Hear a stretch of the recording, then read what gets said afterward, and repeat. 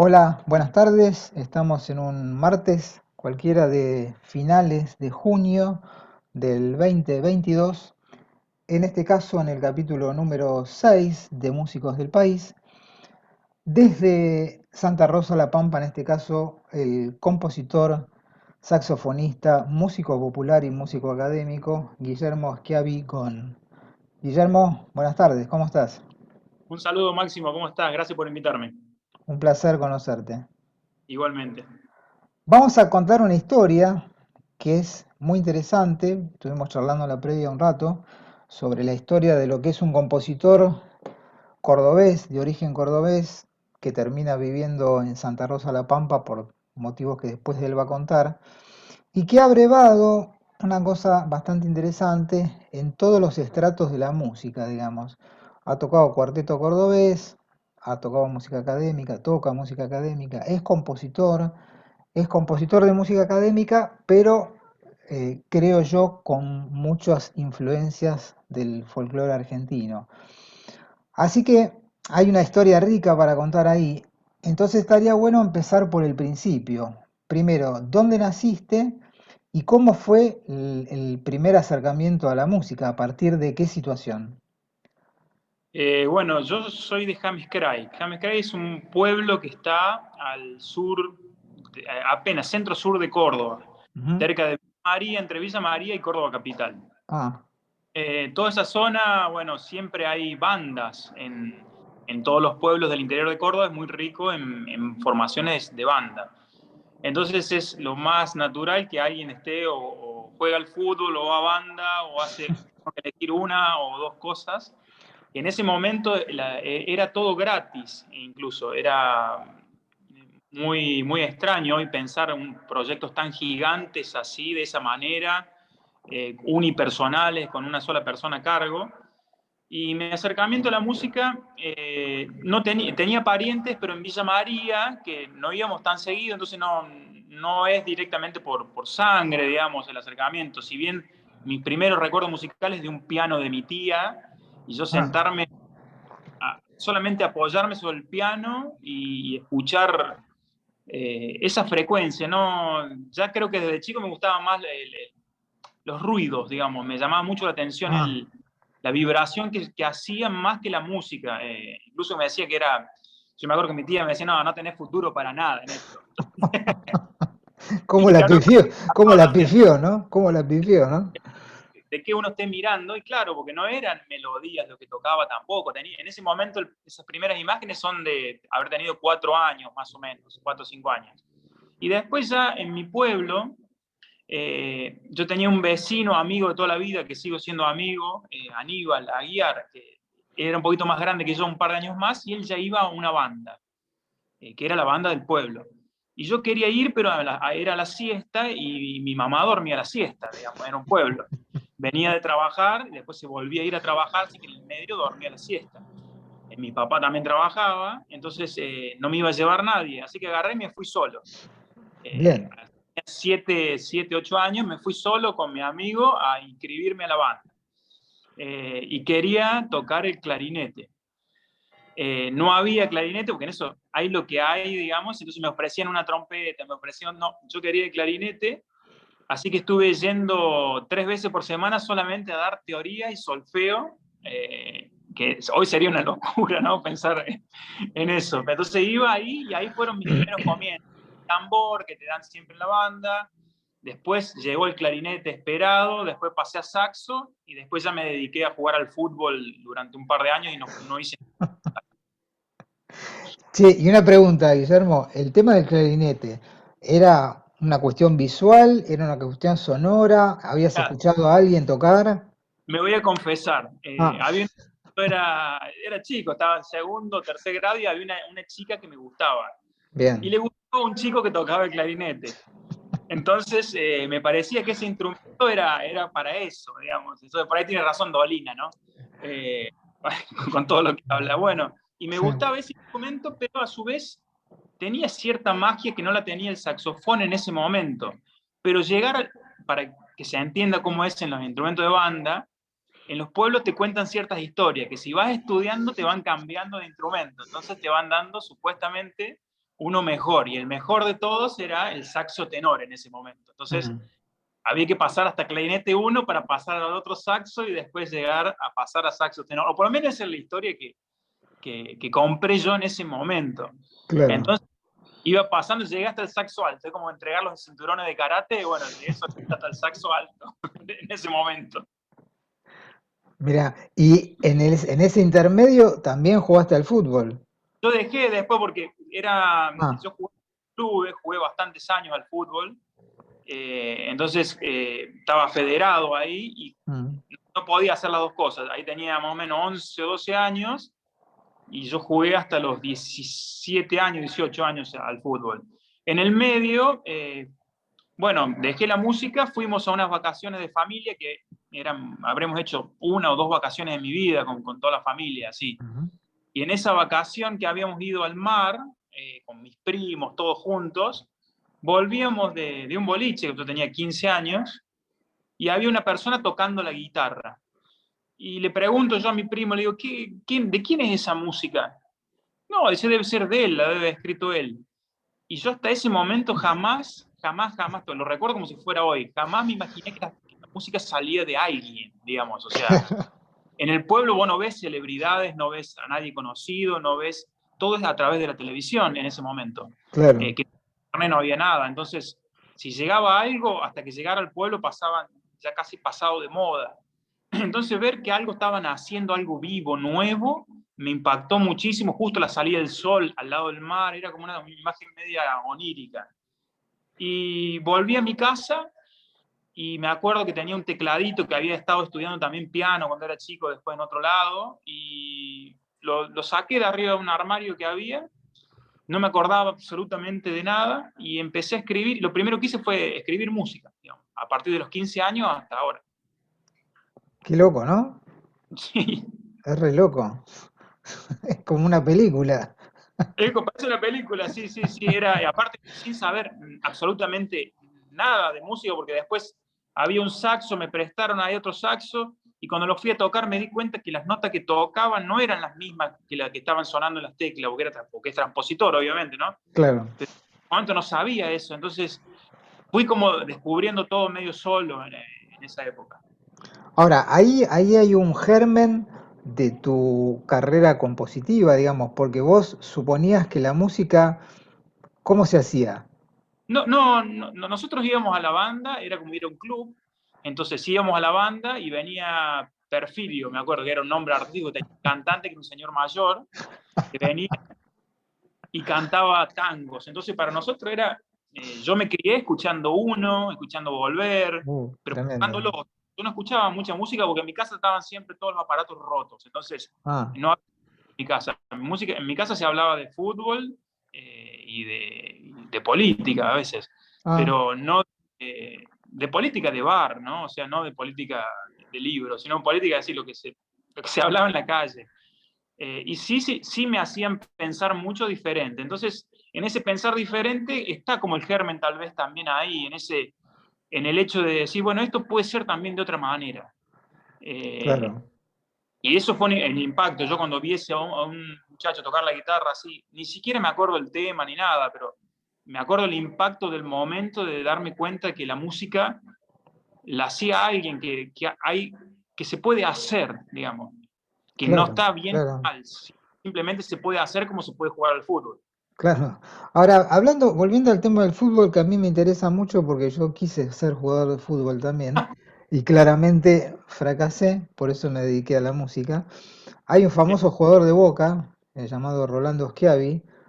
sí, ¿Tiene sí. relación con tu familia? Mira, mi papá siempre me dice que es de un ancestro, mis viejos jugaron todos, mis primos, todos jugaban al fútbol, jugaban muy Ah, bien, digamos, ah, jugaron hasta los 40.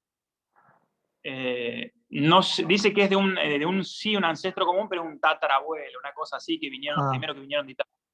Pues Pero si yo no no lo recuerdo conozco. mal, si no recuerdo mal, este Schiavi que jugó en Boca nació en Lincoln, en la provincia de Buenos Aires. Viene, creo que es de la misma, digamos, del mismo cuando bajan de Italia, Ah, hay unos hermanos que van a Córdoba y otros quedan. Viste que en esa época no se encontraban más. sí, Y bueno, hace poco más o menos nos enteramos de esa historia también, en mirá, realidad. qué No, loco. Sí, sí, sí. Sí, Lo, sí, lo que es la sangre, ¿no? Los genes. sí, la verdad que sí. Qué Sí, increíble, ¿no? no, no sé, digamos, yo jugaba al fútbol, porque jugaba, mis viejos jugaban, mis tíos jugaban, y yo jugaba, digamos, me gustaba, sí, jugué, incluso jugué en una selección que se había hecho en Córdoba al fútbol. Ujú. Con 14, 15 viajaban a jugar a Italia, Claro. no me dejaron mis viejos viajar por otras situaciones, y ya ahí se desinfló y volví a la música. Justo fue todo en como el mismo periodo. Ujú. ¿Y dónde empieza tu formación más formal, por llamarla de alguna manera, con la música? Yo empiezo, bueno, para mí la banda es como mi base, digamos, que ahí, aunque yo no recuerde nada, tengo la sensación, viste, que uno se potencia y decir, bueno, esto me salía fácil o era bueno, qué Claro. sé yo, tengo 20 años, no me imagino que haya sido bueno para nada, digamos, no creo que haya podido tocar más de 2 o 3 escalas, pero mi sensación era que yo tocaba bien. Entonces, a partir de esa base era mucho más sencillo construir, porque era solamente me tenía que recordar lo que había olvidado. Claro. Entonces, eh, si bien no era real, mi psiquis sí pensaba que eso era así. Entonces yo cuando vuelvo a la música, tenía un amigo ahí que era profe de música en el secundario, y me dice, mira, si querés estudiar, anda con Pepe Garnero. Era uno de un pueblo del lado, una ciudad del lado, que es un trompetista muy conocido, ha grabado, es sesionista, ha grabado con todo el mundo, es arreglador. Ujú. Y en ese momento no voy y llevé un teclado que era lo que tenía y me enseñó un par de escalas. Así, a tocar un poco, yo iba, viajaba a la ciudad del lado, del pueblo del lado, que ya era un montón salir de Hammerkrai, Claro. y, y después de ahí ya, bueno, mira, acá vamos a ver esto, yo no soy tecladista, te puedo pasar esto. Después de ahí ya pasé a Villa María, a la EMPA, me parece que se llamaba, que era la Escuela de Música Popular, Ajá. en la cual estaba Cookie Garnett, me había dado piano en ese momento, que es el director del estable del Festival de Peñas. Ah. Y también era profe en la universidad. Entonces fue como, me fui a la universidad después de ahí, a la Universidad de Música Popular en Villa María. Sí. Hice un año, dejé porque me pareció que no era para mí, ya había estado de gira con otros grupos de cuarteto, y la verdad que me parecía que no era mi lugar en ese momento, me parecía que estaba lejos por ahí lo que necesitaba. Me fui 4 años más o menos y volví, terminé la carrera de una, así, como. Es muy interesante contar por ahí para la gente que nos está escuchando, que quizás hoy te conoce como compositor académico y con toda la formación que tenés, tu historia como saxofonista de cuarteto cordobés, ¿no? Que tiene un impacto social y cultural muy importante, no solamente en Córdoba, sino en todo el país, ¿no? ¿Cómo fue la experiencia vos me decías que habías tocado en Chévere? Yo toqué en Chévere, sí, toqué unos años cuando el país estaba en llamas, más o menos 2001, 2002, toda esa época. Yo tenía 18, 19 años más o menos ahí, y empecé a tocar en estos grupos. Entonces ya me fui a vivir a Córdoba Capital Ujú. y anduve un poco por haciendo cuarteto, que es la música que en ese momento tampoco era que uno se sentía tan orgulloso por estar tocando cuarteto, ¿no? Es una música que recién ahora los mismos músicos, no desde la gente, sino tal vez desde los músicos, están aceptando un poco más. Se está Eh, revalorizando, digamos. sí, después de, bueno, mucha gente que piensa que es súper sencillo tocar cuarteto. Yo No. creo que aprendí a leer realmente música ahí porque había algunas cosas que eran súper complejas, dos medios, rítmicas, muchísimas obras, o sea, casi no había ensayos, entonces era leer, entonces aprendí por oficio, digamos, por estar ahí para no pasar vergüenza, nada más. Claro. Una cosa que me contaban bajistas cordobeses, que justamente hablando de este fenómeno del cuarteto, me decía, vos escuchás el bajo, es tum, tum, tum, tum, tum, tum, pero ¿sabés el swing que hay que tener para tocar eso? Oh, Y no sí, sí, cualquiera. Viste, vos decís, son negras, fundamental y quinta, ¿no? Grave. Claro, uno puede pensar erróneamente que es fácil tocar eso porque, ¿Qué dificultad tiene eso, rítmica o melódica, digamos? Ninguna. Claro, el tema es que arriba de eso pasan un montón de cosas que son las que tocabas vos, el acordeón, el piano, los cantantes, ¿no? Arriba del escenario, o sea, Claro, es una orquesta. claro. Entonces, y una orquesta que viene sonando, a veces, no sé, hoy hace mucho que no voy a un baile, pero los bailes arrancaban a las 12 de la noche y terminaban a las 5 o 6 de la mañana. Vos tenías mínimo 4 secciones, o sea, cortadas con descansos al medio. Entonces era eso y era, nosotros por lo menos en Chévere estábamos de jueves a domingo, o sea que era Wow. todo eso. ¿Y cómo hacían para aguantar tanto tiempo? Yo la primera vez que fui, me acuerdo que estaba Beto Guillén, que es el bajista, que para mí en ese momento era un señor mucho mayor, haber tenido mi edad de ahora, un poco más, ¿no? Claro, Y lo toda la noche y parado y tocando y como aguantándose todo el baile, como súper difícil. Yo las primeras noches terminé destruido hasta que me fui acostumbrando y después el ritmo se hace porque es un trabajo más, digamos. claro, claro. Y eras joven, digamos, eras un pibe ahí. Sí, pero bueno, la noche por ahí también uno va y no estás tocando sin tomar alcohol y también por ahí en ese momento unas copas al principio no se notan, pero después son Después te matan. igual, También. por suerte hoy hay muchos músicos profesionales, digamos, son excelentes músicos la gran mayoría, muchos se menosprecian ellos mismos porque no tienen formación académica, Ah, pero he visto tocar cosas con un swing, con un flow arriba que no lo he visto en otros lados. mirá qué interesante. ¿Cuándo empieza tu carrera, digamos, formal de compositor, donde vos empezás a pensar en un orgánico, en una banda, en una estructura más grande que un grupo chico, digamos, para exponer tus composiciones? ¿Tenés formación académica, digamos, dentro de la composición o no? Sí, sí, sí, yo hice la carrera de la licenciatura en música Ah, popular, cierto.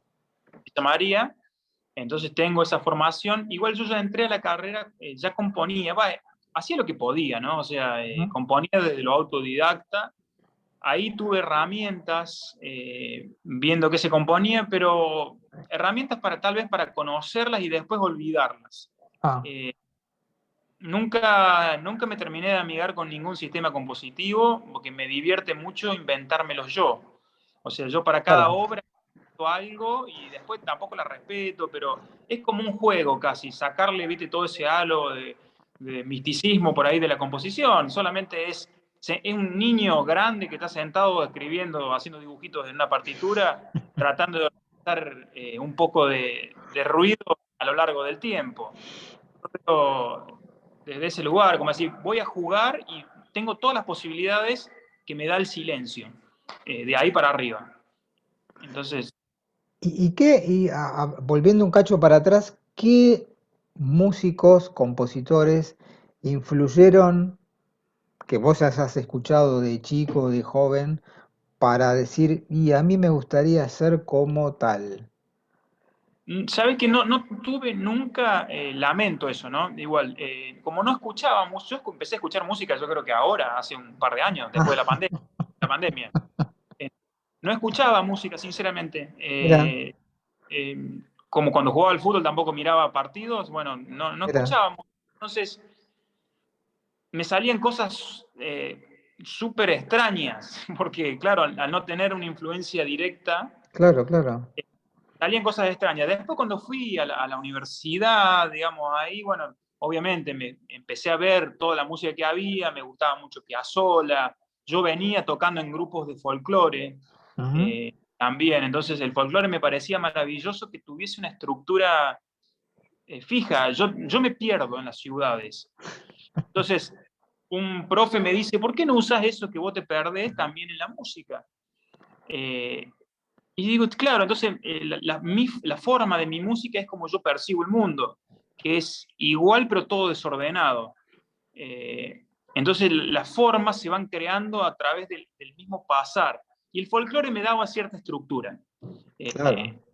porque necesitaba bailarlo. Y en un momento empecé a jugar, me interesaba mucho después de haber leído así, la figura de Piazzolla como esa música en el borde, de la que habla Fernando Lerman también habla mucho de esto, Sí, de esa música que está en el medio entre lo académico y lo popular, y después con el tiempo me di cuenta que las personas que yo podría hoy decir que son mis influencias son personas que están en lo ruptural, que no están en ningún lado, que no terminan de encajar ni en este lado, ni en este otro, que tienen como una, no sé, una cosa, una cuestión solitaria, ¿no? Que el compositor es un tipo solitario, me imagino. sí, No sé si todo. sí, sí, sí, sí.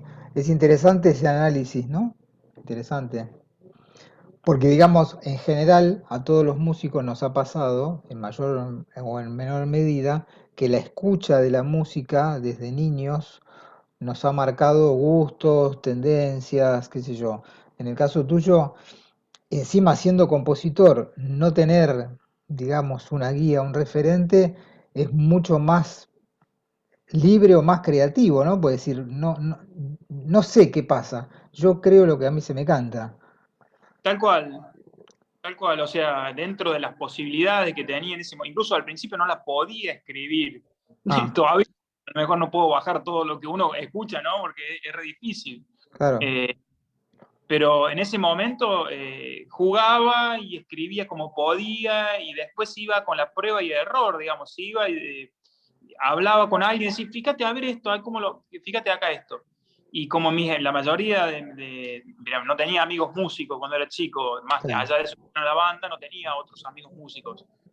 Y era como un hobby. Y entonces juntarme con alguien a tocar una guitarra o algo, yo las cosas que eran antinatural, o sea, no eran cómodas. Y a mí me eran súper cómodas, entonces todas las cosas que escribía, los riffs estaban en 7, en 11, y las vueltas armónicas eran todas, no tenían conexión para nada, pero yo necesitaba eso, digamos, o sea, eso es lo que yo estaba escuchando. ¿Sabés que me haces acordar a una anécdota que cuenta en un reportaje muy interesante que está en YouTube para el que lo quiera ver, a Leo Brouwer, Ah, sí, el compositor cubano, donde él contaba que cuando era niño, no sé bien a qué edad, le dieron una guitarra y le enseñaron los acordes básicos, ¿viste? La mayor, mi mayor, re mayor. Y dice que a él no le sonaban bien, ¿viste? Que era como que le resultaba medio tosco, ¿viste? Entonces se ponía a investigar, entonces sacaba acordes claro, que eran raros, ¿viste? Para un niño, por ahí claro, tocaba un la con la quinta bemol, entonces, ¿viste? Era como medio claro, extraño, no le terminaba de sonar, pero esos acordes que él inventaba, llamémosle entre comillas, le sonaba mucho más natural que el la mayor y el mi mayor o el re mayor, ¿viste? sí, Entonces sí. me hiciste acordar esa anécdota de Brouwer. Ah, mirá qué loco, sí, sí. Claro, claro, porque digamos cuando uno no sabe, qué es lo que me pasó a mí durante muchos años, yo toqué guitarra, canté, compuse, yo no tenía idea de lo que era un acorde mayor, un acorde menor, una corchea, un compás, no tenía idea de lo que era. Después, bueno, cuando decidí ser músico profesional me puse a estudiar formalmente, digamos, pero hasta Claro, ese momento era todo oreja, criterio, sí, y sí, sí. bueno, este acorde suena con este, no sé bien por qué, en realidad. Después Yo de... tuve suerte en un momento de cruzarme con Pepe Garnero, como te decía al principio, que fueron las bases de la armonía. Yo entendía después, en poco tiempo, todo eso, pero no tenía ni idea de composición, digamos, o sea, no... Claro, yo escuchaba como te digo, como veía el mundo. Entonces mis referencias si salía a una ciudad, porque era de un pueblo, o sea, el que no ha estado en un pueblo, es muy difícil que se entienda lo que es vivir en un pueblo. sí, Pero mi referencia era que salía en una ciudad y había visto que es una calcomanía pegada en una puerta y esa era mi referencia. Imagínate, no tenía una referencia espacial. Entonces daba vuelta y miraba otra calcomanía que era parecida, entonces podía ser esta puerta. Entonces daba dos o tres vueltas y se me perdía el norte, entraba a un negocio y salía para otro lado. Me sigue pasando, ¿no? mm, Eh, y eso mismo lo reflejaba en la música y es un paseo, mucha de la música que he hecho es un paseo sin buscar llegar a ningún lado. Entonces, ese no llegar, no búsqueda de un punto álgido o no búsqueda de un discurso musical formal, hacía que solamente fuese divertido y que si la persona está esperando escuchar algo, la pase mal. Yo no me he dado, hasta ahora me doy cuenta, pueden hacer la análisis, que si estaba buscando una resolución de algo, no estaba, porque era un turista paseando por una ciudad sin tener un mapa y sin saber dónde está el norte. Entonces mi música es eso.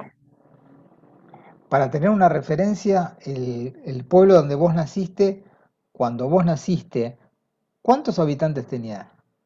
Y habrá tenido ahí en zona urbana 4.000 personas, ponele, más o menos. Muy chiquito, Sí, sí, sí, sí. muy chiquito. Sí, Entonces sí, sí. también las referencias culturales, calculo, que deben ser también muy distintas a cuando uno se muda a una gran ciudad como Córdoba capital, digamos, ¿no? Sí, igual yo me mudé de muy grande, ya tenía 18 años casi cuando me mudé, a 18, 19 años.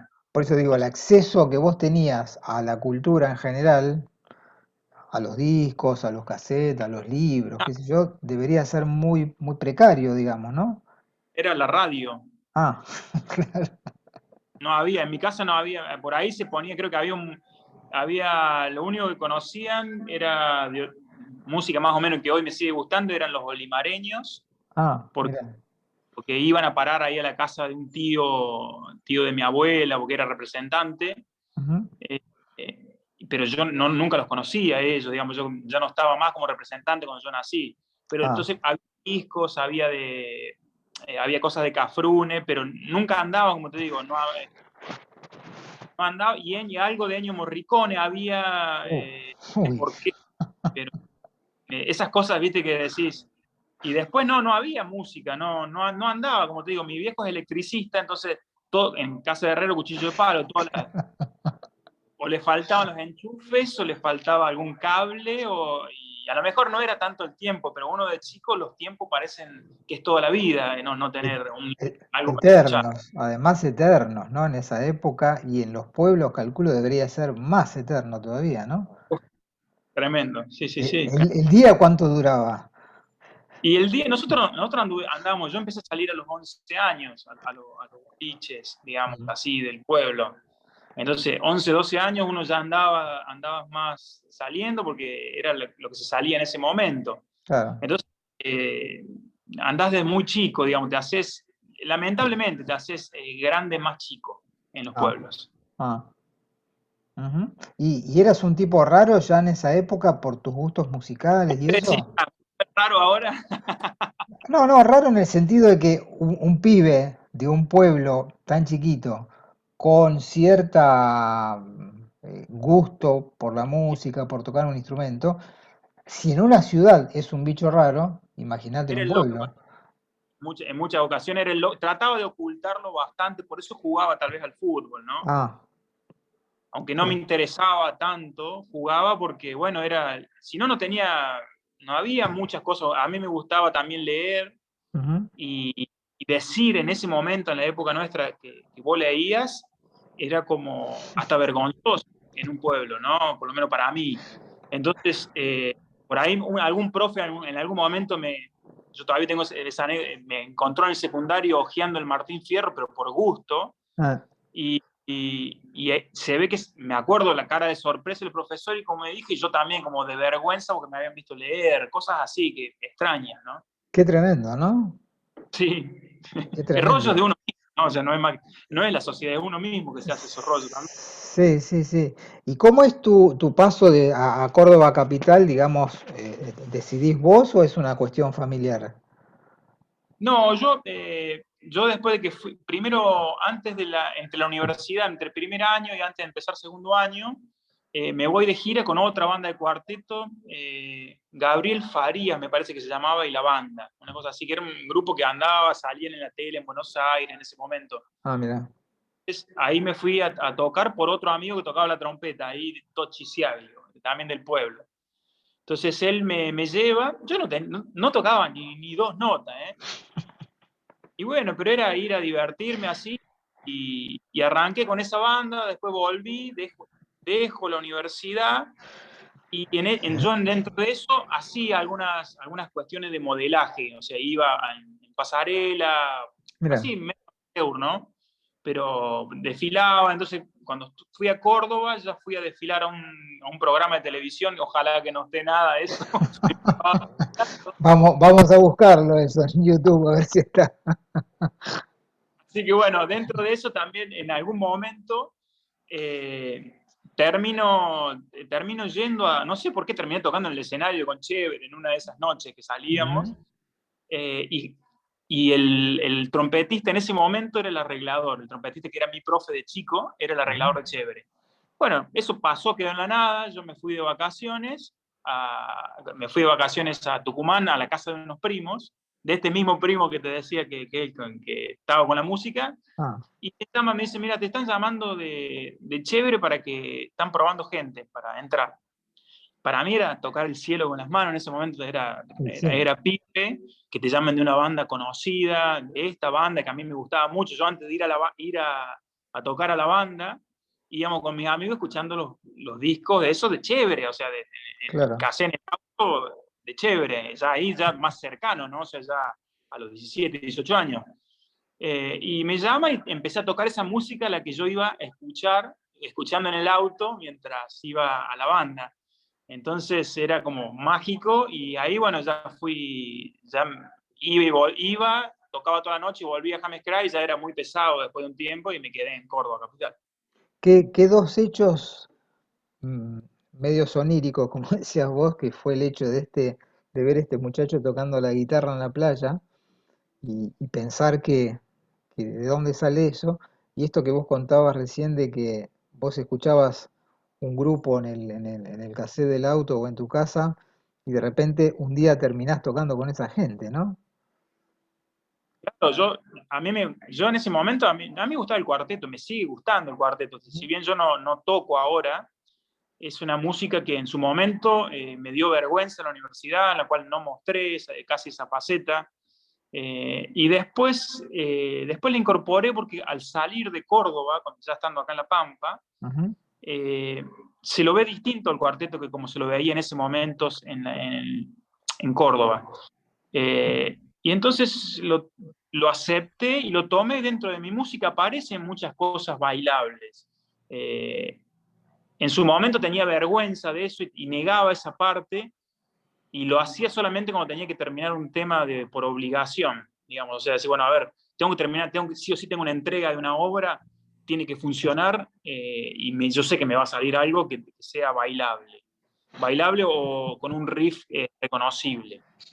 Claro, Entonces iba al lugar y casualmente tal vez era la música que más gustaba de lo que mostraba por ahí. Entonces digo, bueno, en algún momento me amigué con esa parte, y la empecé a aceptar y a tomar como parte mía, como una parte mía, digamos, una paleta más de los colores compositivos que puede haber.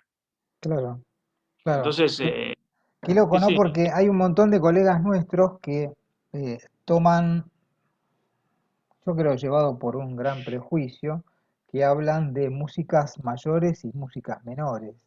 Y otros que hablan de instrumentos mayores, instrumentos menores, que eso es peor, que en el caso mío, que soy bajista eléctrico de toda la vida, lo he sufrido bastante, ¿no?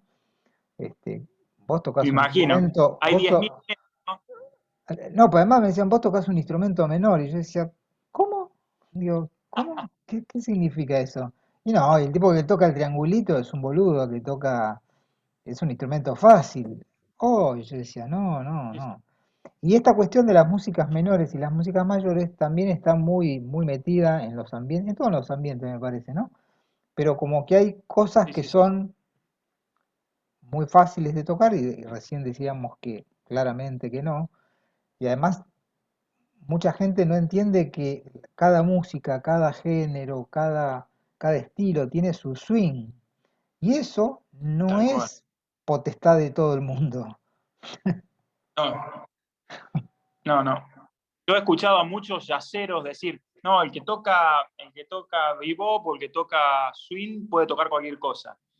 Y yo lo he No, escuchado tocar, no tocan folclore como folclore, por no, ejemplo. Entonces decís, tocan, sí, buenísimo, suena, pero no quiere decir que yo vaya a tener el lenguaje, el idioma, eso que no está escrito, eh, No, no, porque no aparte es imposible tocar todo, eh, todo bien y todo, porque uno solamente es una sola persona. Sí, Entonces, es uno a través de todos esos prismas que vivió. claro, claro, claro. Yo tengo anécdotas de mi formación, de mi época de formación. Yo soy el primer egresado de bajo eléctrico de la Escuela de Música Popular de Avellaneda. Entonces, imagínate, estamos Uh, hablando de hace siglos atrás, ¿no? Entonces, conmigo fueron compañeros muchos tipos que hoy son grandes músicos, y en esa época éramos todos estudiantes, y en las prácticas, bueno, yo estudié jazz porque era la única carrera que había en esa época para bajo eléctrico. En las prácticas a muchos colegas yo les decía, bueno, a ver, toquemos los 10 de Vine Rosa o Stella by Starlight o All the Things You Are en cumbia. Y me miraban con una cara que ah, decían, no, ¿cómo? Claro, pero en realidad no lo podían tocar. claro, sí, El sí, sí, sí, sí. prejuicio, el prejuicio venía por ese lado. Le digo, pero para, no, pues es una mierda, esto es una música, che, qué sé yo, pero en realidad no podían hacer el ritmo en la viola, ¿viste? No sé si ellos Sí, se acordarán ahora de esas anécdotas, pero este, muchos con mucho prejuicio, por eso volviendo al tema anterior, hablaban de músicas mayores y músicas menores, como si tocar a Charlie Parker fuera una cosa y tocar a Chévere fuera otra. Me parece que para las dos hay que manejar estilos, y hay que manejar instrumentos, y hay que manejar técnicas y conocimiento del género, digamos, ¿no? claro, es como, por ahí mucha gente por ahí habla de hoy del reggaetón, pero hay que ver qué mirar de cada música, me parece a mí, porque digamos, si yo voy Claro, a buscar reggaetón, unos enlaces armónicos, y no es el lugar para ir a buscar eso. claramente, Es como tampoco voy a ir a buscar demasiados colores dentro de una cosa swing. O sea, yo no puedo buscar cosas electrónicas arriba de eso o cuestiones más tímbricas extremas como están en la música concreta. Va a depender de qué estoy mirando con cada música. Cada música es un universo aparte. Cada persona casi es un universo aparte musical, ¿no? Yo No puedo, creo, yo hablo de idiomas cuando hablo con los alumnos, ¿no? Es decir, tocar cada género sí, distinto, el jazz, el folclore, el tango, la música latina, el candombe, la música académica y todos los subgéneros que están sí, adentro de eso, son como hablar chino, japonés, alemán, español, turco, árabe, ¿viste? Es un quilombo. exactamente, sí, sí, tal cual como está diciendo. Claro. Che, Ujú. Guillermo, estaría bueno hablar ya formalmente de tu carrera como compositor serio, digamos. ¿Cuándo empieza? Y a partir de acá, vos me contabas en la previa tu mudanza a Santa Rosa y estaría bueno que lo contaras cuál fue el hecho puntual. Yo estaba, mira, bueno, el hecho puntual es yo estaba terminando la carrera, me faltaba creo que la tesis nomás, sí, la tesis sola creo que me faltaba.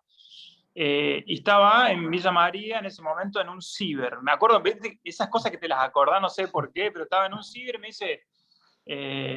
dice un amigo saxofonista también que estaba estudiando la carrera conmigo, dice, Facha, están buscando músicos en La Pampa, dice, ¿tu compañera no es de La Pampa?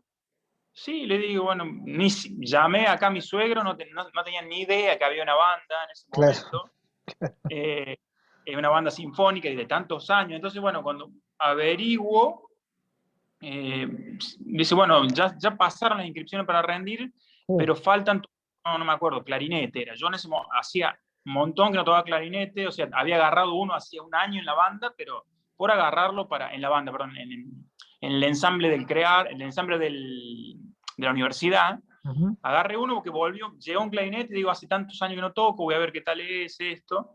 Pero bueno, como podía, mi formación era desde saxo.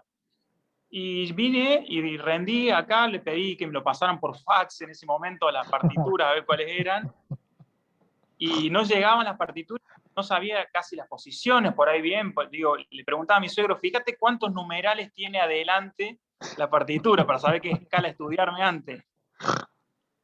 Entonces, en todo esto, le digo, me dijo, mira, fíjate toda esa banda, bueno, voy a ver, vine, probé, entré y ya me vine acá a La Pampa. Como me faltaba esa parte de la tesis, agarré y me puse a hacer la tesis en banda sinfónica.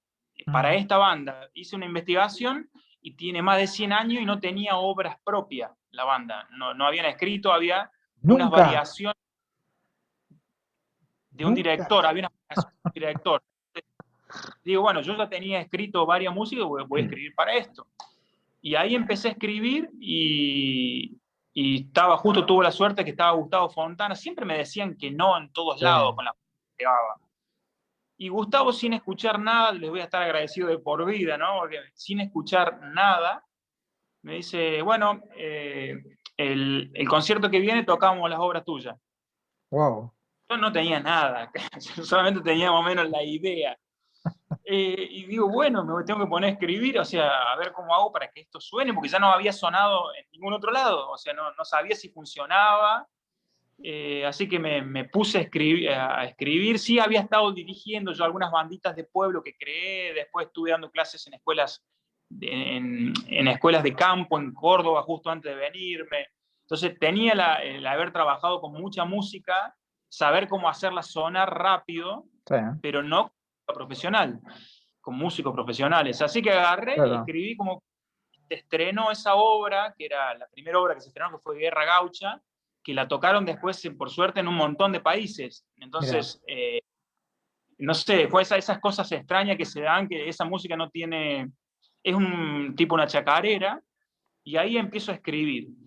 Y después de ahí, ya con amigos, me conecto con los colegas de ahí saxofonistas y se va el saxo barítono y me compré un saxo barítono. Me dice, hace falta un saxo barítono. Bueno, uno vendía saxo barítono, me le dice, te lo damos a pagar como puedas, así venís y toca con nosotros. mira. Eh, y ahí, bueno, mientras Matías Rach, otro saxofonista de acá, y bueno, digo, agarré, y bueno, empezamos a armar un cuarteto. En eso se armó después con otra gente de La Pampa que estaba en Buenos Aires, que son los del 4000, Ah, que ahora es 4000. Armamos otro grupo y empecé a escribir para cuarteto de saxo, porque era el lugar donde se probaba toda esa música. ujú. Y ya después de ahí me empezaron a pedir de otro tipo para que escriba para otra cosa, para otra, y en un momento, bueno, me encontré componiendo mucho, mucho, mucho. Mira. Eh, Así que esos fueron como más o menos los inicios a los tropiezos, ¿no? Sigue tal vez a los tropiezos, uno siempre con la inseguridad de que no sabe si va a sonar, si está bien. Yo cada vez que voy a la banda a llevar una obra nueva, yo la vivo desde adentro porque la veo, no Claro. como la vivo que la llega y más o menos está ensamblada, porque yo llego desde cero, me como todas las caras de que esto no suena, que esto es una porquería durante un par de años, y a veces tengo la suerte de que esas cosas que al principio un par de años no gustaron, después gustan, y también tengo la suerte de padecer todos los errores que hago compositivos, porque me ayuda a afinar el lápiz cada vez. Y uno aprende, Siento digamos, ¿no? Uno aprende. de a poco, sí, muy de a Claro, poco, claro. escuchándole a colegas también, obviamente. Y esta cuestión también interesante que a mí me tocó pasar también tocando música mía con orquesta sinfónica, que esta cuestión de que el tipo que compuso la música está ahí al lado tuyo. Sí, No es ni Bach, ni Mozart, ni Beethoven, ni Piazzolla, ni Ginastera, ni Guastavino. Y el tipito está ahí tratando de ver qué pasa, ¿viste? Y eso claro. también genera cosas en los músicos porque comentemos que músicos, instrumentistas hay un montón de gente en todo el país que toca, ¿no? Pero compositores se reduce mucho, digamos, ¿no? Por Sí. ejemplo, en la orquesta que tocas vos, ¿cuántos tipos hay que componen? Ahora empezó, por suerte, mucha más gente a escribir, Ah, pero yo bueno, llegué, yo solo escribía. ah, Eh, por eso. Ahora es como que, por suerte, ha sido como medio contagioso, entonces ya uno, bueno, como decimos, si está escribiendo él, también puedo escribir yo, entonces está bueno. Y también muchos de mis alumnos que no tenían ni idea de lo que era un instrumento de viento, en mis cátedras, como soy docente también de música, Ujú. eh, en un profesorado, dentro de eso empecé a decirle, bueno, vamos a escribir que tenemos una banda de más de 100 años, una de las más antiguas del país, vamos a sostener esto y vamos a darle la música viva, la música de hoy. Uf, qué Por suerte, importante. Por suerte el director es súper abierto, Manuel Jerez, súper abierto y acepta estas propuestas. Y el año pasado se estrenaron varias obras de chicos que no saben contrapunto, tienen apenas algunas ideas armónicas, digamos, Ujú. pero a través de procesos de acompañándolos, guías, decir, bueno, ¿qué te parece esto, esto acá? Mirando otras partituras, llegaron a resultados que estrenamos obras de ellos con la Sinfónica. Así que empezó a crecer mucho el movimiento de compositores acá, ahora hay muchos más. Mirá, mirá, me hiciste acordar otra anécdota de Eric Satie. Conocés la historia de Satie, ¿no? Ajá, Satie fue no, expulsado del Conservatorio de París por no saber mira, componer. Y el tipo decía, yo compongo así, y quedó en la claro, historia de la música, y cuántos muchachos que deben haber andado en esas épocas por el conservatorio, hoy nadie se acuerda de ellos, y Satie, por haber sido un outsider, digamos, de la composición, quedó en la historia de la música del mundo, digamos, ¿no? tal cual, tal cual. Por eso Sí, yo creo que, me hiciste acordar a lo que vos decías de tus alumnos que a lo mejor sin tantas herramientas y con buenas ideas, componían. claro, claro, sí, yo los incentivo bastante en eso para que, porque en realidad, para sacarle un poco el halo esa a la que es componer, digamos, Claro, eh, ese misticismo de que solamente algunas personas pueden, tal vez por miedo, por vergüenza, porque uno, cuando uno escribe también, hay que ser realista, está desnudo al frente del resto de la gente, claro. eh, poniéndote completamente y estando ahí no es tan sencillo, digamos. Yo al principio lo sufrí muchísimo, pero me gusta mucho escribir.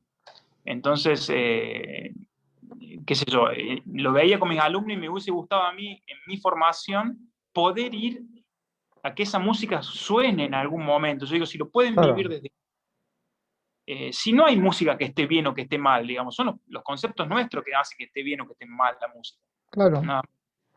Claro, el tema también a veces es los parámetros con los cuales uno se compara.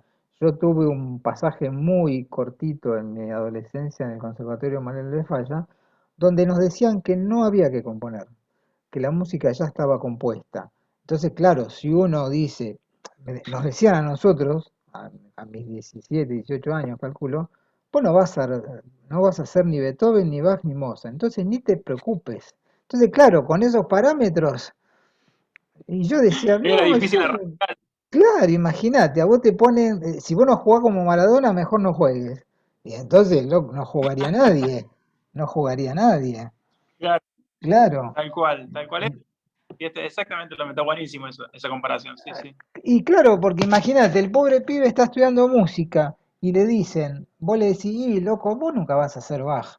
Y el tipo no va a escribir una nota nunca, jamás, porque, Claro, pero si el tipo es consecuente, no le va a importar ser Bach, le va a importar ser Guillermo Schiavi, ponele, ¿entendés? claro, claro. Yo lo que decíamos, por ejemplo, al venir por ahí de un pueblo y que no había nada de nada, esa cierta inocencia también me ayudó en realidad a mí mucho porque no tenía esos preconceptos. O sea, a mí no me importaba, no conocía a nadie, eh, ni siquiera sabía que la gente componía, así que era Claro. completamente diferente. Era súper libre, súper lúdico y era una cuestión muy, muy espiritual en realidad. Era una cuestión íntima conmigo mismo, nada más. Y no lo hacía para otras personas ni nadie. Entonces, desde ese lugar no me importaba no tener referente, no saber. Después me empezó a importar cuando empecé a conocer un poco más. Claro, claro, Ahí se bueno. turbió el... Che, Fernando Lerman me contaba que, y vos lo dijiste hace un rato, de que hay obras tuyas estrenadas en otras partes del mundo. ¿En dónde se estrenaron tus obras y cuáles? Y varias obras, por suerte, varias obras se estrenaron bueno, en España, en varios lugares de España, Ujú, en varios conservatorios están como música obligada. Ahí tengo un libro de partituras gráficas en los cuales hay una obra que no existe, ujú. que son 27 obras y la del medio no existe, porque digo, quería llegar, a ver, decir, John Cage usó el silencio. Bueno, digo, ¿cómo se puede ir más allá del silencio? Estuve muchos años buscando cómo puedo ir más allá del silencio. Entonces, a través de la gestal, llegué medio por casualidad, entonces de la obra 18 salto a la 20. Y si uno viene leyendo, automáticamente piensa que hay otra obra que Claro, falta. Entonces, faltar uno crea la posibilidad de la existencia.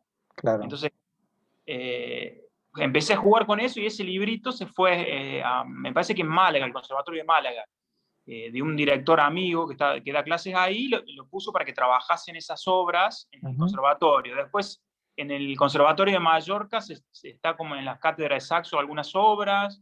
Después, en la Universidad de Cali, de Bellas Artes de Cali, de Colombia. Bueno, en Brasil se han estrenado obras, en México, en Estados Unidos, Francia, en Costa Rica hay muchos que tocan Mira, música mía, en Costa Rica también, Brasil. ¿crees que hay, como hablábamos con Viviana del Santo, unas ganas de investigar en otras partes del mundo la música argentina? Yo no sé si la música argentina, yo creo que hay ganas de investigar música viva. Ah, Eh, Como que no, ya la región ya no sé si importa tanto hoy. ah, Yo lo veo como una cosa más macro, una contemporaneidad, digamos, de una necesidad de tocar cosas que de la gente que conozco, como un hartazgo de lo mismo. sí. Entonces, se busca algo más fresco y poder hablar con la persona. Es maravilloso poder ver cómo la versión va cambiando para nosotros los compositores. Contame cómo la eh, hiciste. Claro, y charlar y ver que Claro, es completamente humano, que tal vez ha sido en todas las épocas así, también sí, eso. puede ser. Digamos, Bach tenía que escribir para las misas, o sea, haber hecho, bueno, vamos a escribir para esta misa con toda la distancia que hay, pero es decir, era oficio, en un momento era oficio y por momentos se habrá divertido también, Seguro. y nos estamos atravesados por otros problemas hoy de la vida, que uno no puede vivir de esto tal vez, entonces vivís de otras cosas y los compositores hacen lo que pueden también, igual que los instrumentistas, entonces es como que se va haciendo y me imagino que en otros periodos, no sé si habrá sido tan extremadamente popular hoy, hoy es popular de la música académica, ¿no? Sabés que estoy leyendo un libro, releyendo un libro, que lo voy a mostrar acá porque lo tengo acá al lado mío.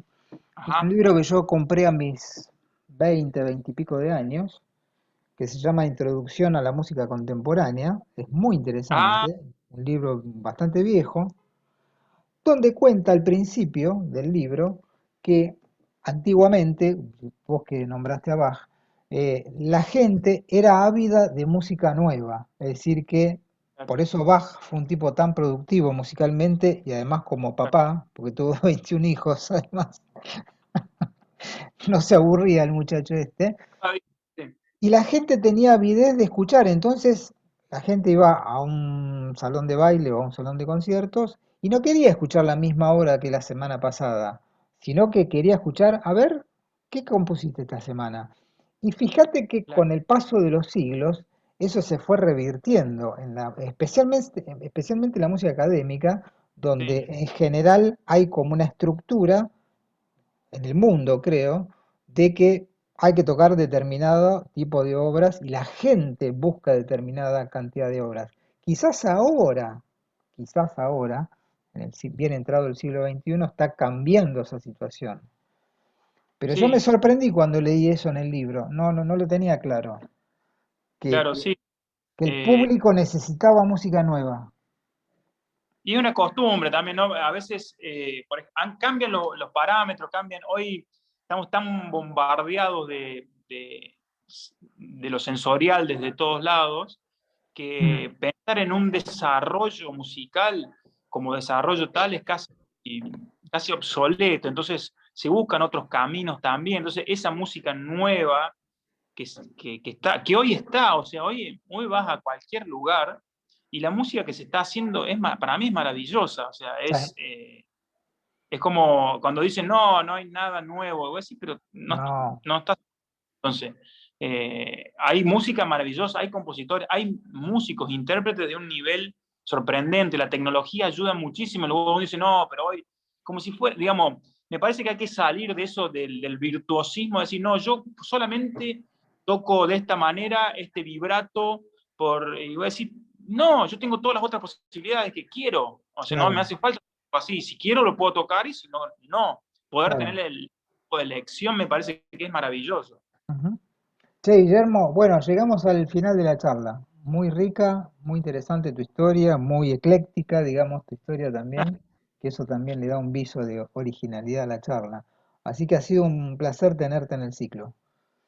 Muchas, muchas gracias. No tenemos siempre la suerte de que nos hagan entrevistas de estas, personas que están tanto en el medio y aparte músicos, compositores, así que yo estoy súper agradecido de poder charlar con vos y Dale, esperando siempre el reencuentro real a veces. dale, dale. Bueno, esto fue el capítulo número 6 de Músicos del País, en este caso desde la provincia de La Pampa, de la ciudad de Santa Rosa. Pasó Guillermo Schiavi Gon. Un abrazo grande, Guillermo, y nos estaremos viendo en algún momento seguramente. Nos vemos. Un placer. Dale, igualmente.